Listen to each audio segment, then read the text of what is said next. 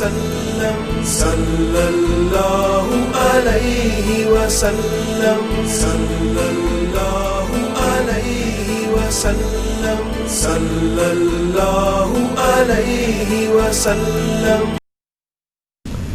الحمد لله رب العالمين والعاقبة للمتقين والصلاة والسلام على سيد الأنبياء والمرسلين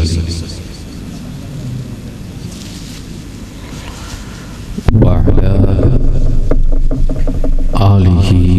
وأصحابه الطيبين الطاهرين وجميع أصفيائه وأوليائه والأمته الأجمعين. أما بعد،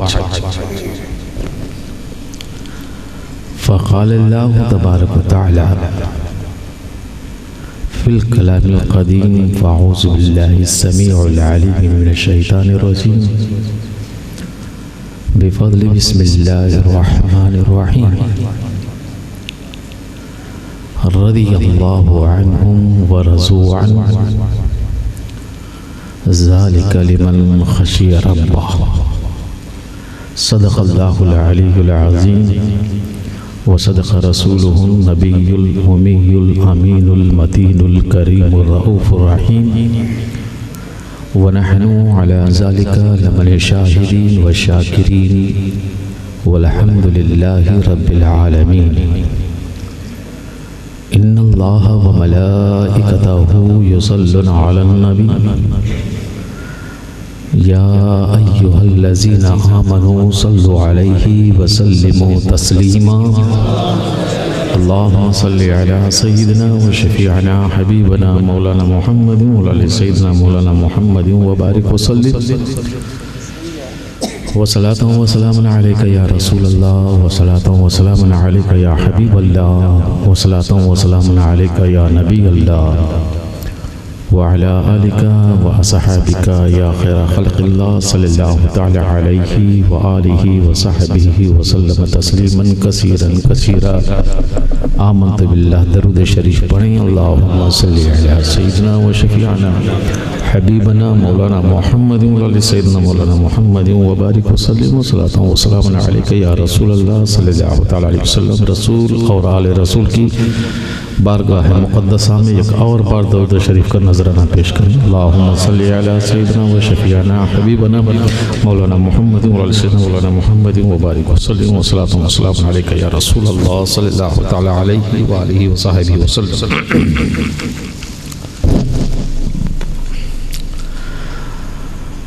گزشتہ ہفتوں سے جو نشستیں چل رہی ہیں، وجاہت و بلاغت و وراثت انبیاء علی نبینا صلاۃ و تسلیم، اور اس کے ساتھ ساتھ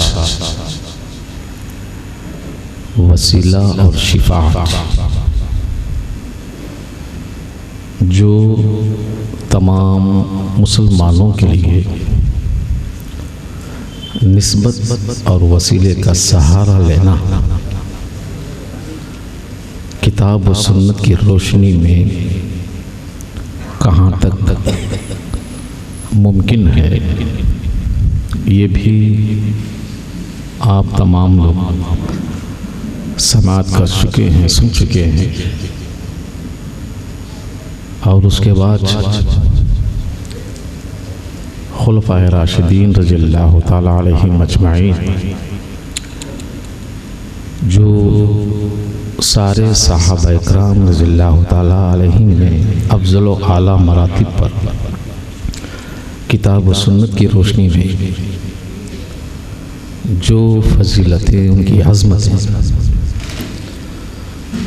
صدیق اکبر رضی اللہ تعالیٰ عنہ سے لے کر فاروق اعظم رضی اللہ تعالیٰ عنہ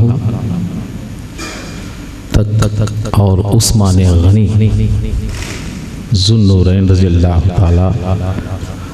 عنہ کے چند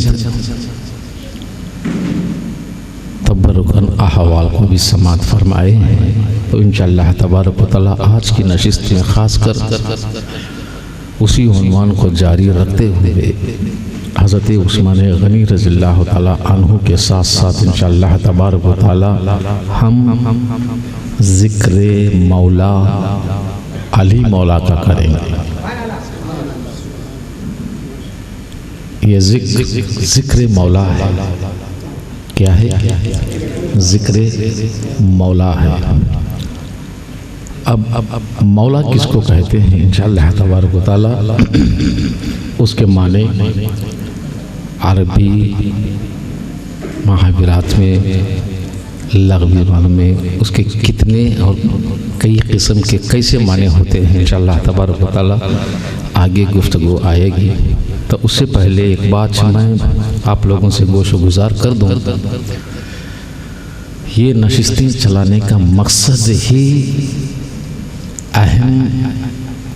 مقصد ایسا ہے تاکہ آج کے دور حاضر کے جو اختلافات ہیں، جو خلافات چل رہے ہیں اور جو عقائد کا خون ہو رہا ہے، مسلمانیت مایوس ہو رہی ہے، راہ اسلام میں ببول کے کانٹے بوئے جا رہے ہیں، تو ہمارے لیے ضروری ہے کہ ہم اسی راستے کو اپنائیں جس راستے پر اللہ اور اس کے رسول کے وفادار و جانثار اور اپنے آپ ہزارہ قربانیاں دے کر صراط مستقیم کو مستحکم بنا دیا، اور وہی راستے پر چل کر صبح قیامت تک آنے والے تمام مسلمانوں کی رہبری و رہنمائی فرمائی، ان کے ذہنوں میں، دلوں میں ایک ایسا چراغ روشن کر دیا کہ جب تک اس چراغ کا نور قائم ہے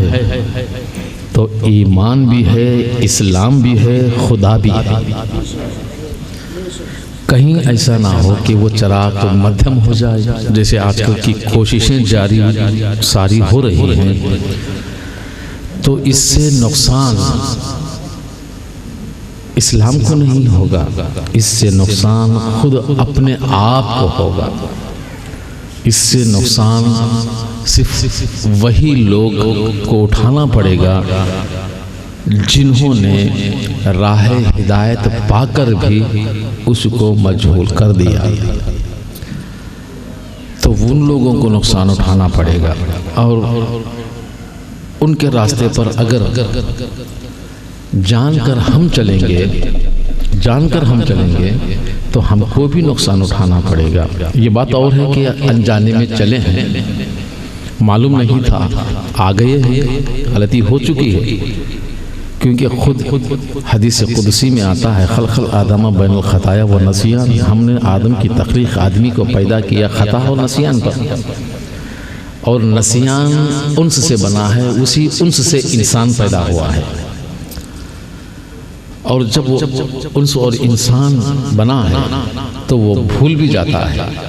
خطا بھی کرتا ہے، یہ الگ بات ہے، مگر سب کچھ معلوم ہونے کے باوجود اگر ایسی غلطیاں ہو گئیں تو جسے قرآن فرماتا ہے قد کفرتم بعد ایمانکم، کہ تم کافر بن گئے ایمان لانے کے بعد۔ لانے سے پہلے بننا اور ہے، لانے کے بعد بننا اور ہے۔ ایمان لانے سے پہلے وہ علل اعلان کافر ہی تھا، اس کے لیے سزا بھی تھی، عذاب بھی تھا، مگر ایمان کا شعور اگر اس کے اندر ایک پل میں آ گیا تو ساری خطائیں معاف ہو جاتی ہیں، مگر اس خطا کو کیسے معاف کرائیں جو ایمان لانے کے بعد کافر بن گئے؟ تو لہٰذا مطلب یہی ہے، اس کا معنی اصل تبلیغ یہی ہے، اصل تبلیغ یہی ہے۔ اصل حاصلہ یہی ہے، اصل مقصد یہی ہے، تاکہ کتاب و سنت کی روشنی، یہ روشن کہاں تک انسان کو روشن کرتا ہے، کہاں تک رہنمائی کرتے ہیں،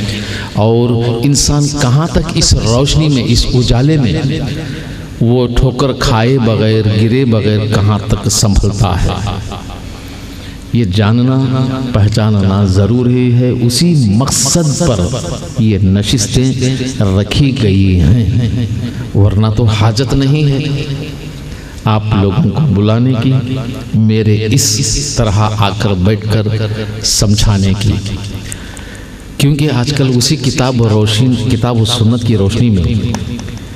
کئی بغاوتیں اور کئی دھوکے اور کئی غلط فہمیاں، کئی خامیاں ہو رہی ہیں، جس کی وجہ، جس کے کارن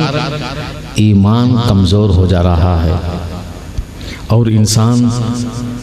ادب اور احترام کو چھوڑ کر جہالت اور بغاوت اختیار کر رہا ہے،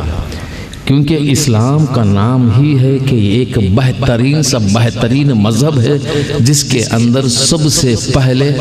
ادب پر، احترام پر، تعظیم پر بنیاد رکھی گئی ہے۔ ادب، احترام اور تعظیم جس کے پاس نہیں ہے،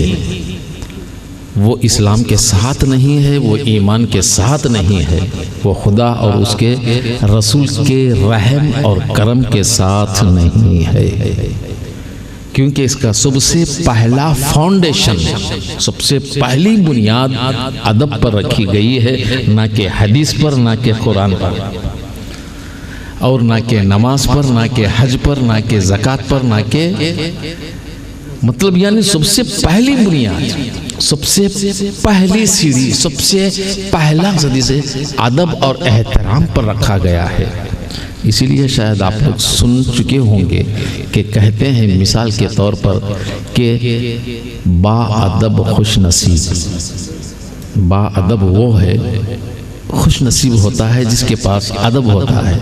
بے ادب بد نصیب، جس کے پاس ادب ہی نہیں ہے وہ اس کا نصیب بگڑا ہوا ہے۔ نصیب کو وہی بناتا ہے جس کے پاس ادب ممکن ہے، اور یہ اسلام کا معنی ہی ہے امن، اور امن سب سے پہلے ادب میں ہے،